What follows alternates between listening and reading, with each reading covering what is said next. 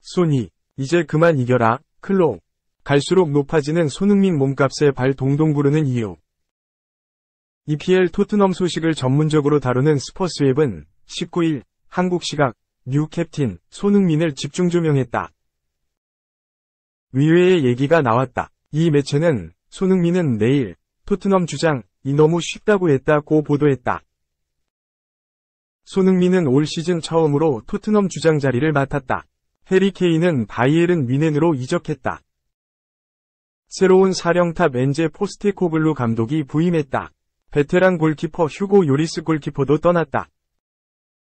토트넘 안팎으로 어수선했던 비시즌이었고 올 시즌이다. 캡틴 자리가 쉬울 리 없다. 하지만 손흥민은 명확하면서도 간결했다. 토트넘 뉴 캡틴이 쉬운 이유를 명료한 근거를 통해 설명했다. 이 매체는 손흥민의 말을 인용. 저는 다른 방식으로 더 어렵게 하려 하지 않는다. 행동으로 좋은 모범이 되고 싶다고 했다. 강력한 임팩트의 말을 이어갔다. 저는 항상 말로 이끄는 사람이 아니다. 모두에게 좋은 본보기가 되려고 노력한다. 선수들을 이런 모습에 공감한다. 이런 선수들이 있다는 것은 내 일을 정말 쉽게 만든다고 했다. 이 매체는 손흥민의 이런 리더십에 대해 정확한 평가를 했다. 손흥민의 리더십은 때때로 라커룸에서 특정 선수와 관계를 구축하는 데 어려움을 겪을 수 있는 구식의 울트라 프로페셔널 유형이 아니다. 현대 선수들이 선호하는 올 시즌 손흥민의 주장 임명은 예상은 됐지만 상당히 의외로 결정이었다. 엔제 포스테코글루 감독이 손흥민을 주장해 제임스 매디슨과 로메로를 부주장에 임명했다. 당시 현지 매체들은 토트넘의 많은 사람들이 손흥민의 주장직 임명에 놀랐다. 손흥민은 항상 인기 있었고 존경을 받았다. 단, 휴고 요리스, 해리 케인, 에릭 다이어, 피에르 에밀 호이비에르로 구성된 클럽 리더십 그룹에 속하지 않았다. 손흥민을 클럽의 리더로 본 사람들은 많지 않았다고 했다. 하지만 손흥민은 준비된 주장이었다. 포스테코글루 감독은 손흥민의 주장 임명 배경에 손흥민은 모든 선수들과 연결점이 있다. 클럽의 진정한 리더다. 게다가 행동으로 보여주는 모범적 생활을 한다. 모든 선수들이 손흥민을 좋아한다고 했다.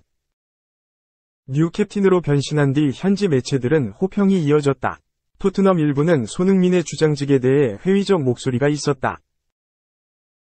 좋은 인물, 라커룸의 조커 역할이라고 했다. 그러나 주장 완장을 찬 뒤 손흥민은 완전히 다른 면을 보여줬다고 했다.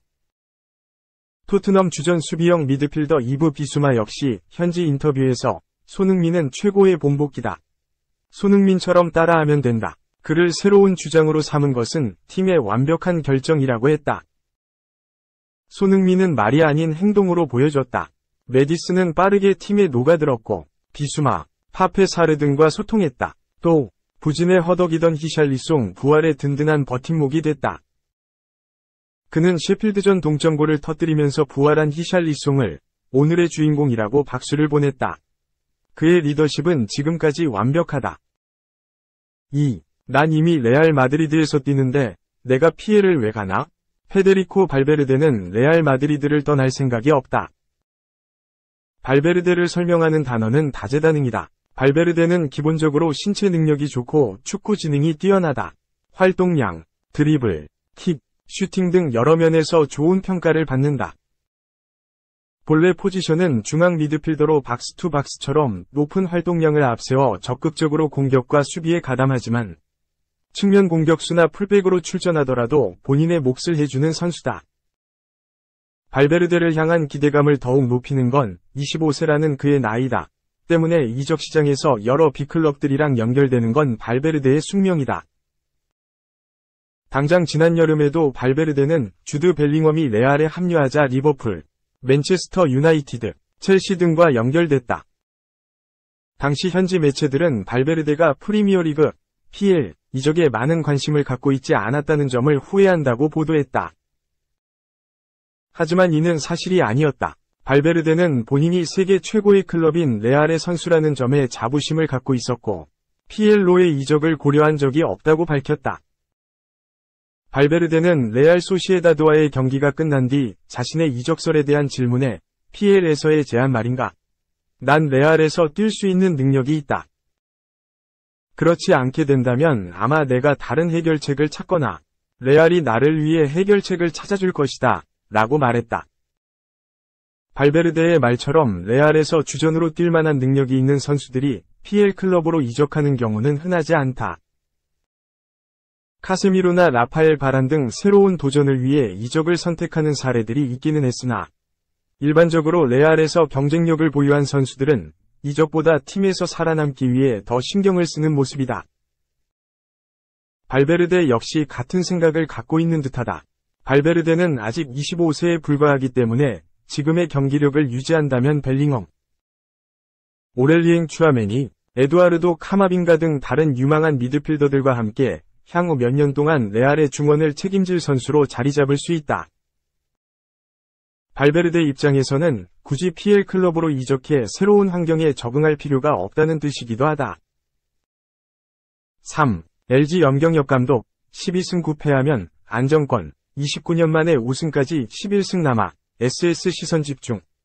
정확히 20경기를 남겨뒀다. 프로야구 LG 트윈스가 올 시즌 124경기를 치렀다. 19일 기준.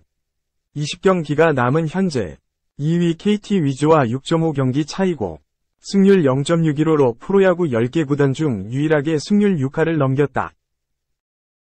지난 19일 광주 기아 챔피언스필드에서 LG 염경엽 감독을 만났을 땐 21경기를 남겨뒀다. 염 감독은 이날 취재진에 21경기 중 12승 9패를 하면 정규 시즌 우승의 안정권이라고 했다. 염 감독은 11승 10패를 해도 우승이 가능하지만 더 안정적이기 위해선 12승 9패라고 강조했다. 그리고 이날 LG는 기아의 4에서 3한 점 차 짜릿한 승리를 거뒀다. 이제 11승만 더하면 정규 시즌 우승을 할 수 있다는 계산이다. LG의 마지막 정규 시즌 우승은 1994년, 무려 29년 전이다. 1999에서 2000년 양대 리그 제외. LG는 당시 한국 시리즈 우승까지 하며 통합 우승을 차지했다. 분위기상 이변이 없는 한 LG의 정규 시즌 우승이 유력하다. 2위 KT는 19일 기준 16경기를 남겨뒀고 LG와 7.5경기 차이 나는 3위 NC 다이노스는 23경기를 남겨뒀다. LG는 정규 시즌 우승을 확정짓고 한국 시리즈에 선착해 통합 우승까지 하겠다는 열망이 가득하다. LG 염경엽 감독은 가을 야구 1차전 선발 투수는 누구를 생각하고 있냐는 취재진의 물음에 KC 켈리가 요새 좋아져서 라며 아직 정하지 못했다는 뉘앙스로 말을 했다.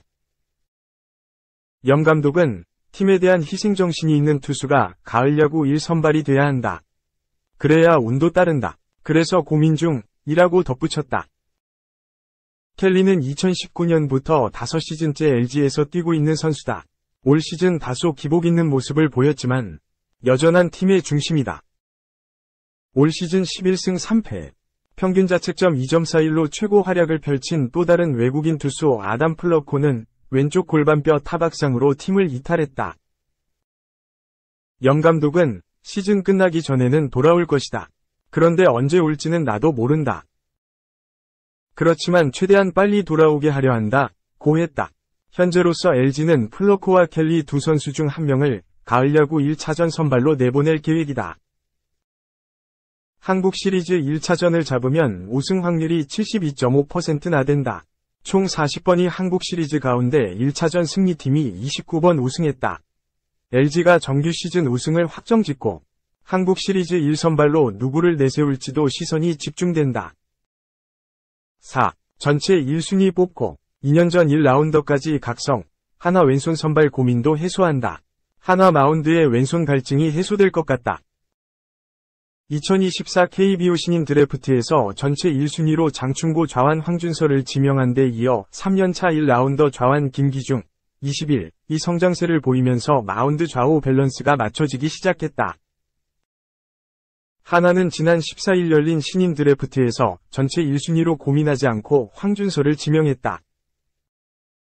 U18 야구 월드컵에서 에이스로 활약한 우완 김태견, 인천고, 이오연투 포함 7이닝 완봉승으로 괴력을 뽐내며 주가를 올렸지만 한화는 초지일관 황준서만 바라봤다.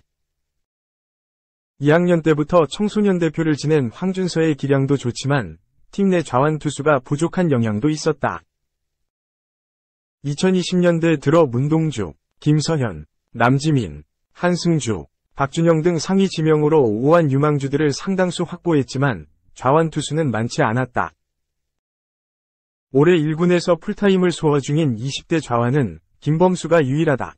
좌우 가리지 않고 잘 던지는 게 우선이지만 팀 구성상 좌우 밸런스를 맞춰야 했다.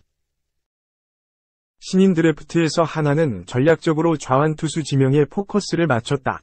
상황에 따라 1에서 3라운드 모두 좌완 투수 지명 가능성까지 열어놓을 정도였다. 3라운드에선 내야수 정한석을 뽑았지만 1라운드 황준서에 이어 2라운드에서도 194cm 장신의 장충구 3쿼터 좌완 조동욱을 뽑으며 계획대로 지명을 마쳤다. 여기에 기존 좌완 유망주 김기중도 시즌 막판 성장을 거듭하고 있다. 지난 9일 고척 키움전 더블헤더 1차전에서 5이닝 7피안타 무사사구 2탈삼진 2실점 호투로 시즌 첫 승을 거둔 데 이어 19일 대전 SSG전에도 5이닝 5피안타, 1피홈런, 투볼 넷 1사구 6탈삼진 2실점으로 호투했다.